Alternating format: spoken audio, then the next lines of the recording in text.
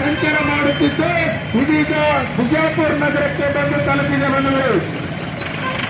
ದಾವಣಗೆರೆಯಲ್ಲಿ 13ನೇ ತಾರೀಕು ಉದ್ಘಾಟನೆಗೊಂಡಿರತಕ್ಕಂಥಗಾಗಿ ಆಶ್ರಯ ಬಲವರ್ಧನೆಗಾಗಿ ಎಸ್ಎಫ್ಐ ರಾಜ್ಯ ಮಟ್ಟದ ಶೈಕ್ಷಣಿಕ ಜಾಥಾವನ್ನು ನಡೆಸ್ತಾ ಇದ್ದು ಇಂದು ವಿಜಯಪುರ ಜಿಲ್ಲೆಗೆ ಆಗಮಿಸಿದೆ. ಈ ಶೈಕ್ಷಣಿಕ ಉದ್ದೇಶ ಏನು ಅಂತಂದ್ರೆ ವಿದ್ಯಾರ್ಥಿಗಳ ಹಕ್ಕುಗಳ ರಕ್ಷಣೆಗಾಗಿ ಇವತ್ತು ಖಾಲಿ ಇರುವ ಹುದ್ದೆಗಳನ್ನು ನೇಮಕಾತಿಯನ್ನು ಮಾಡ್ಕೋಬೇಕು. ರಾಜ್ಯ ಸರ್ಕಾರದಲ್ಲಿ ಒಟ್ಟು 2,75,000 ಹೆಚ್ಚು ಉದ್ಯೋಗಗಳು ಇವತ್ತು ಖಾಲಿ ಇದ್ದಾವೆ. ಆದರೆ ಸರ್ಕಾರಗಳು ನೇಮಕಾತಿಯನ್ನ ಮಾಡ್ಕೊಳ್ತಾ ಇಲ್ಲ.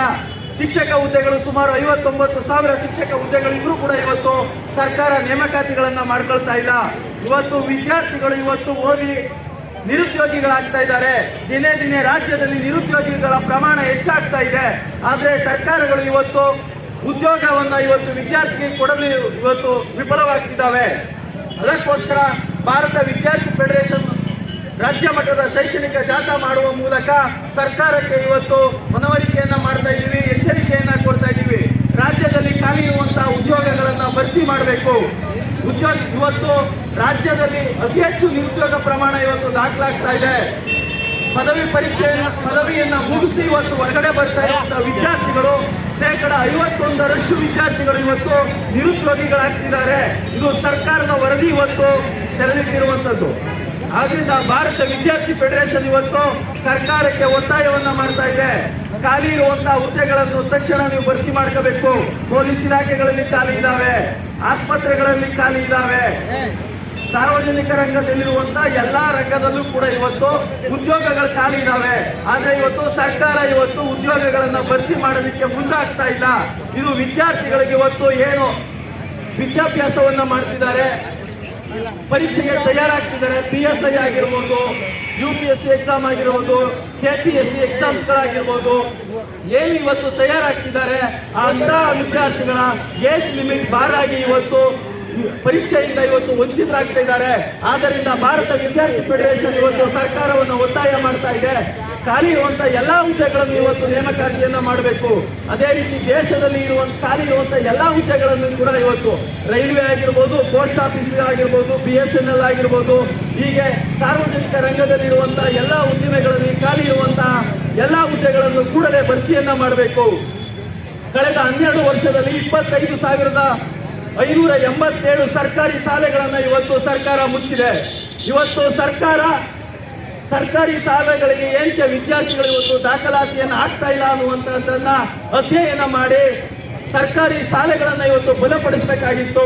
ಆದರೆ ಇವತ್ತು ಸರ್ಕಾರಗಳು ಕಾರ್ಪೊರೇಟ್ ಏಜೆಂಟ್ಗಳು ಖಾಸಗಿಯವರ ಏಜೆಂಟ್ಗಳಾಗಿ ಕೆಲಸ ಮಾಡ್ತಾ ಇವತ್ತು ಸರ್ಕಾರಿ ಶಾಲಾ ಕಾಲೇಜುಗಳನ್ನ ಮುಚ್ಚಿಸ್ತಾ ಇದ್ದಾರೆ. ಅವ್ರು ಹೇಳ್ತಾ ಇರೋದು ದಾಖಲಾತಿ ಪ್ರಮಾಣ ಕುಂಠಿತ ಆಗ್ತಾ ಇದೆ.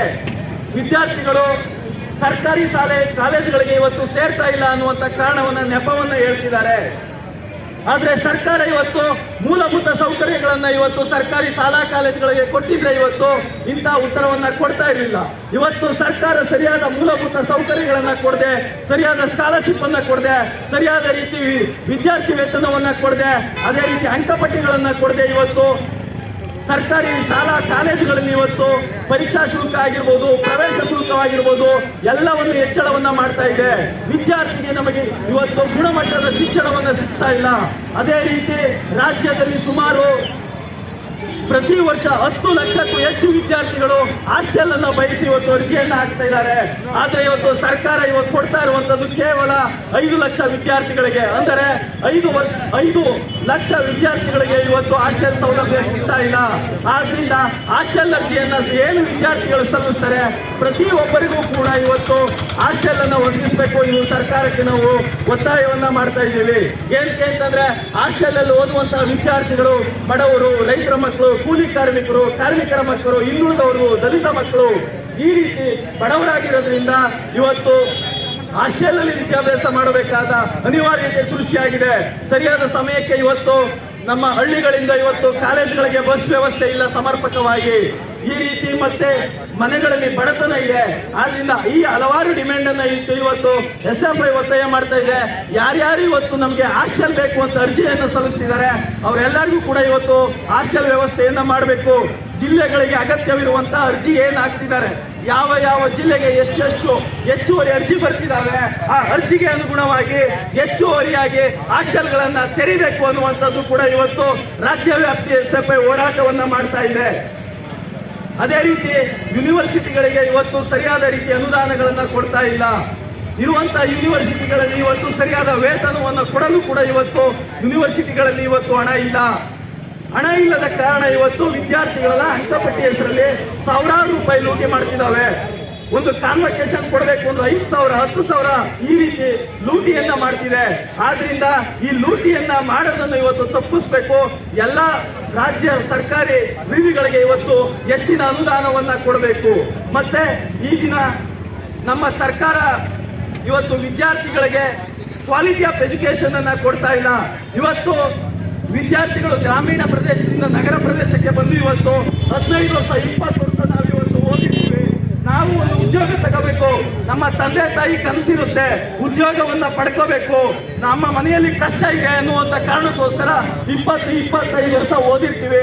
ಆದ್ರೆ ಇವತ್ತು ನಡೆಯುವಂತ ಎಲ್ಲಾ ಪರೀಕ್ಷೆಗಳಲ್ಲೂ ಕೂಡ ಇವತ್ತು ಸ್ಕ್ಯಾಮ್. 20-25 ವರ್ಷ ಓದಿರ್ತೀವಿ, ನಾವು ಡಾಕ್ಟರ್ ಆಗ್ಬೇಕು ಅಂತಂದ್ರೆ ನೀಟ್ ಕೋಚಿಂಗ್ ಹೋಗ್ಬೇಕು, ಅದು ಲಕ್ಷಾಂತರ ರೂಪಾಯಿ ಕೊಟ್ಟು ಹೋಗ್ಬೇಕು. ಇಂಜಿನಿಯರಿಂಗ್ ಸೀಟ್ ಸಿಗಬೇಕು ಅಂದ್ರೆ ಕೋಚಿಂಗ್ ಹೋಗ್ಬೇಕು, ಪೊಲೀಸ್ ಆಗ್ಬೇಕು ಅಂತಂದ್ರೆ ಕೋಚಿಂಗ್ ಹೋಗ್ಬೇಕು, ಡಾಕ್ಟರ್ ಆಗ್ತೀನಿ ಅಂದ್ರೆ ನಾವು ಕೋಚಿಂಗ್ ಹೋಗ್ಬೇಕು, ಟೀಚರ್ ಆಗ್ತೀನಿ ಅಂದ್ರೆ ಕೋಚಿಂಗ್ ಹೋಗ್ಬೇಕು. ಒಟ್ಟಾರೆ ನಾವು ಯಾವುದೇ ಒಂದು ಕೆಲಸಕ್ಕೆ ಸರ್ಕಾರಿ ಉದ್ಯೋಗಕ್ಕೆ ಸೇರ್ಕೋಬೇಕು ಅಂತಂದ್ರೂ ಕೂಡ ಇವತ್ತು ಕೋಚಿಂಗ್ ಹೋಗಿ ಇವತ್ತು ಶಿಕ್ಷಣವನ್ನ ಪಡಿಬೇಕಾಗ್ತದೆ. ಸರ್ಕಾರಕ್ಕೆ ನಾವು ಕೇಳ್ತಾ ಇದ್ದೀವಿ, ನಾವು ಉದ್ಯೋಗ ಪಡ್ಕೋಬೇಕಾದ್ರೆ ಬ್ಯಾಂಕ್ ಇರಲಿ ಯಾವುದೇ ಉದ್ಯೋಗ ಪಡ್ಕೋಬೇಕಾದ್ರೆ ನಾವು ಕೋಚಿಂಗ್ ಹೋದ್ರೆ ಅಷ್ಟೇ ಇವತ್ತು ನಮಗೆ ಜಾಬ್ ಸಿಗ್ತಾ ಇದೆ. ಇಲ್ಲ ಅಂತಂದ್ರೆ ನಮಗೆ ಜಾಬ್ಗಳು ಸಿಗ್ತಾ ಇಲ್ಲ. ಹಾಗಾದ್ರೆ ಸರ್ಕಾರಿ ಕಾಲೇಜ್ಗಳಿರ್ಬೋದು, ಪ್ರೈವೇಟ್ ಕಾಲೇಜ್ಗಳು ಇರ್ಬೋದು, 25 ವರ್ಷ ನಮ್ಮ ಕೈಲಿ ಏನ್ ಓದಿಸ್ತಾ ಇದ್ದೀರಾ? ಹಾಗಾದ್ರೆ ನಮಗೆ ಉದ್ಯೋಗ 20-25 ವರ್ಷ ಓದಿದ್ರು ಕೂಡ ನಮಗೆ ಇವತ್ತು ಉದ್ಯೋಗ ಸಿಗ್ತಾ ಇಲ್ಲ. ಏನಕ್ಕೆ ಉದ್ಯೋಗ ಸಿಗ್ತಾ ಇಲ್ಲ? ಕೋಚಿಂಗ್ ಸೆಂಟರ್ಗಳಲ್ಲಿ ಹೋದ್ರೆ ನಮ್ಗೆ ಏನ್ ಉದ್ಯೋಗ ಸಿಗುತ್ತೆ? 25 ವರ್ಷ ನಾವು ಓದಿದ್ದಕ್ಕಿಂತ ಒಂದು 6 ತಿಂಗಳು 1 ವರ್ಷ ಹೋದ್ರೆ ನಮ್ ಕೋಚಿಂಗ್ ಸೆಂಟರ್ ಅಲ್ಲಿ ಉದ್ಯೋಗ ಸಿಗ್ತಾ ಇದೆ. ಅಲ್ಲಿ ಲಕ್ಷ ಇರುತ್ತೆ. ಅಂದ್ರೆ ಇವತ್ತು ಏನು ಕ್ವಶನ್ ಪೇಪರ್ ಏನಿದೆ ಇದನ್ನ ಇವತ್ತು ದೊಡ್ಡ ಕೋಚಿಂಗ್ ಸೆಂಟರ್ಗಳಿಗೆ ಇವತ್ತು ಮೊದಲೇ ಮಾರಾಟವನ್ನ ಮಾಡಿ ಇವತ್ತು ಬಡವರ ವಿದ್ಯಾರ್ಥಿಗಳ ಜೀವನದ ಜೊತೆ ಸರ್ಕಾರ ಇವತ್ತು ಚೆಲ್ಲಾಟ ಆಡ್ತಾ ಇದೆ. ಆದ್ರಿಂದ ಇವತ್ತು ಭಾರತ ವಿದ್ಯಾರ್ಥಿ ಫೆಡರೇಷನ್ ರಾಜ್ಯಾದ್ಯಂತ ಜಾಥಾವನ್ನು ನಡೆಸಿ ವಿದ್ಯಾರ್ಥಿ ಯುವಜನರಲ್ಲಿ ಅರಿವು